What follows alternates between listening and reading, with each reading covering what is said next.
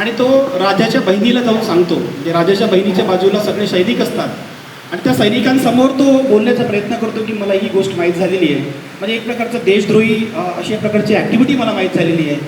तर त्यावेळी ती राणी जी करते, राणी जी म्हणते की म्हणते की तुला कसं माहीत झालं.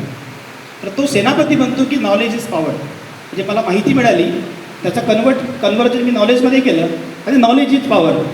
ती राणी तिच्याजवळ जे सैनिक असतात त्या सैनिकांना सांगते की सीज हिम, त्याला पकडा आणि त्याच्या मानेवर तलवार लावा.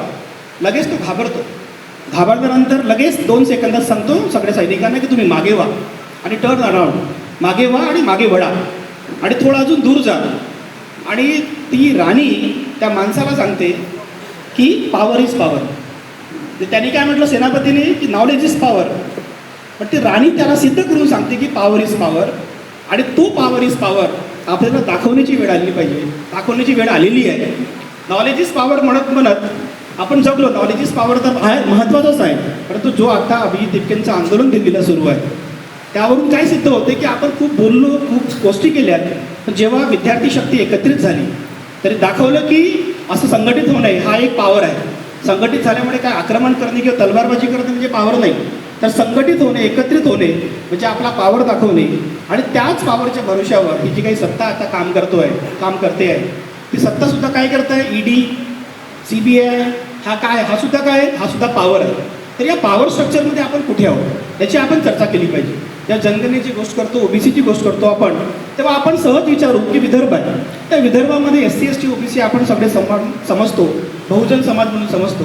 तर बहुजन समाजामध्ये असे कुठले लोक आहेत जे पॉवरफुल आहेत, जे पॉवर म्हणजे पहिल्या नंबरला येतो पॉलिटिक्स, दुसऱ्या नंबरला आपण बिझनेस म्हणू, तिसऱ्या नंबरला म्हणू आपण प्रशासकीय अधिकारी, चौथ्या नंबरला कोणी असेल न्यूजपेपरचा एडिटर असेल, जो काय करतो न्यूजपेपरचा एडिटर एकाच रात्री तुम्हाला खूप महान बनवून टाकतो, दुसऱ्याच रात्री तुम्हाला खाली करून टाकतो.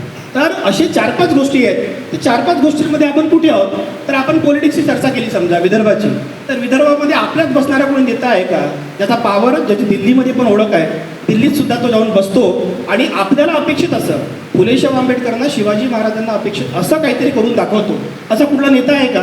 तर आपल्याला असं दिसतं की कोणीतरी काहीतरी प्रयत्न करून पाहिलं पण त्या पॉवरफुल पोझिशनवर कधी जाऊ शकणार. दुसरा प्रशासकीय अधिकारी असतील किंवा कुठल्याही बिझनेसमध्ये असतील, तर आपल्याला पॉवरची कन्सेप्ट समजली पाहिजे. एका बाजूला एखाद्या सोसायटीमधून 100 रुपयाची वर्गणीची चोरी झाली किंवा 100 रुपयाचा हिशोब सापडला नाही तर आपले सगळेजण त्याच्यावर तुडून पडतो. आणि दुसऱ्या बाजूला 3 लाख 4 लाख करोडचे कामं एखादा माणूस करतोय, त्याच्यातून 40,000 50,000 करोड रुपये कमवतोय, त्याचा गंधसुद्धा आपल्याला नसतो. म्हणून आपल्या समाजामधून पॉवरफुल काही लोक तयार करायचे असतील तर आपल्याला त्या माणसांच्या सोबत जावं लागेल, त्याची विवेचना केली पाहिजे आणि या पॉवर स्ट्रक्चरमध्ये आपण भाग झालो पाहिजे. त्या पॉवर स्ट्रक्चरमध्ये भाग होण्यासाठी एका दिवसात आपण भाग होणार नाही. ही जी चळवळ सुरू आहे, तिपकेंची चळवळ असेल किंवा आपली ही संघटनेची जनगणना परिषद असेल, ती कोणामुळे होत आहे, ही स्वातंत्र्य लढ्यामुळे होत नाही. तर ही जी चळवळ आहे ही शाहू महाराज, बाबासाहेब आंबेडकर, सावित्रीबाई फुले, महात्मा फुले आणि शिवाजी महाराज यांनी दिलेली जी चळवळ आहे, भगवान बुद्धापासून, बळीराजापासून जी आपण आखणी केलेली आहे आणि ज्या पद्धतीने मार्गक्रमण करत आपण आलेलो आहे, त्यामुळे आपण बसतोय. हे सिद्ध होत आहे का, म्हणजे आपल्याला कळतं आहे का की आपली एखादी शाळा असेल, ती शाळा जरी सरकारी असेल किंवा एखाद्या मोठ्या नेत्याची असेल, परंतु सावित्रीबाई फुले आणि महात्मा फुलेंच्याच रोलमुळे या भारतामधल्या शाळा सुरू झाल्या आणि आपण शिकू शकलो. उद्याच्या दिवशी आरक्षण दिवस आहे. 1902ला 26 जुलैला शाहू महाराजांनी आरक्षण दिलं.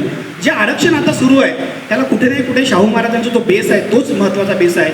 आणि मोठ्या मोठ्या आंदोलनामध्ये किंवा आत्तासुद्धा आपण भारताचं संविधान एकामेकाला गिफ्ट करतो किंवा प्रेझेंट करतो, त्याच्यातसुद्धा बाबासाहेबांचं नाव आहे. आणि भारत देश जो चालतो ती जी फुलेशाह आंबेडकरांची चळवळ आहे, बुद्धाची चळवळ आहे, महाबलीची चळवळ आहे किंवा सम्राट अशोकाची चळवळ आहे, त्या चळवळीमुळे चालतो हे आपण आधी आत्मसात केलं पाहिजे. की हे कोणी एका माणसाने सांगितलं, कोणतरी IAS अधिकारी आहे, कोणतरी सेक्रेटरी झाला, त्यांनी काहीतरी पॉलिसी काढली त्याच्यामुळे नाही. आणि म्हणून ही जी काही सत्ता आहे, जी सत्ता आपल्याला मिळालेली आहे, वैचारिक सत्ता मिळालेली आहे, हिला राखून ठेवणे आपल्याला गरजेचं आहे. आपण कुठेही डायरेक्शनलेस होऊ नये. म्हणजे आपण जी डायरेक्शन त्यांना दिली त्यांनी पण खास्त्या खाल्ल्या. त्यांनी सुद्धा त्यांच्या काळात सुद्धा अशाच प्रकारची व्यवस्था होती, त्यांच्या विरोधातली व्यवस्था होती. त्यावेळी तर फार जास्त खराब व्यवस्था होती, तरी पण त्यांनी डगमगले नाहीत, ते डायरेक्शनलेस झाले नाहीत. ते फिजिक्स तुम्हाला माहिती असेल तर फिजिक्समध्ये स्केलर आणि वेक्टर क्वांटिटी म्हणतात. स्केलर आणि वेक्टरमध्ये, तर स्केलरमध्ये काय असते, फक्त मॅग्नेट्यूड असतो. तो मॅग्निट्यूड आपण दाखवतो. कधी आंदोलन म्हटलं, कोणत्या एखाद्या मुलीवर काही बलात्कार झाला, एखाद्या मुलाला कोणी मारलं, दलित मुलाला घोड्यावरून उतरवलं, तर मॅग्निट्यूड इतकं तेज आहे आपलं की आपण खूप सारे लोक जमा होतो आणि पुन्हा घडीला 2-3 दिवसानंतर दुसऱ्या गावात पुन्हा अशीच घटना घडते, दुसऱ्या राज्यात पुन्हा तिसरी घटना घडते. पण अजूनही आपण डायरेक्शन लेस असल्या कारणाने तो मॅग्निट्यूडचा वापर करू शकत नाही. त्यात फिजिक्समध्ये वेक्टर काय म्हणतो, वेक्टर क्वांटिटी काय, की मॅग्निट्यूड पण असलं पाहिजे, डायरेक्शन पण असली पाहिजे. तर डायरेक्शन लेस आपला समाज थोडं होत आहे. म्हणजे आता असं म्हणण्यात काही हे नाही की आपला समाज आता झोपलेला नाही, जागा होत चाललेला आहे. त्यामध्ये आता डायरेक्शन हळूहळू येत आहे, पण तिला त्या मॅग्निट्यूड आणि डायरेक्शनची जोड करून आपण त्या पॉवर स्ट्रक्चरमध्ये गेलो पाहिजे. मी म्हणून विद्यार्थ्यांचे मुद्दे असतील दिल्लीला मांडतो.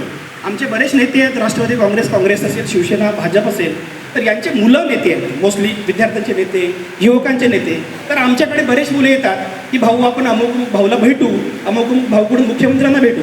मी त्यांना संदेश देतो की आपल्याला सुद्धा तो पत्र लिहिता येतो, मुख्यमंत्र्यांना आपल्याला सुद्धा भेटता येतं, सेक्रेटरीचा सुद्धा भेटता येतं, आणि प्रश्न आपला आहे, आपणच मांडला पाहिजे. कोणत्या नेत्याच्या मुलाकडून किंवा कोणत्या तरी माणसाकडून ते मांडून तो नुसताच प्रश्न सोडवण्याचं काम नाही, तर आपल्याला सस्टेनेबल तो सोडवायचा आहे आणि तो प्रश्न पुन्हा निर्माण होऊ नये याची काळजी घ्यायची. मित्रांनो, या पॉवर स्ट्रक्चरमध्ये जाण्यासाठी आपल्याला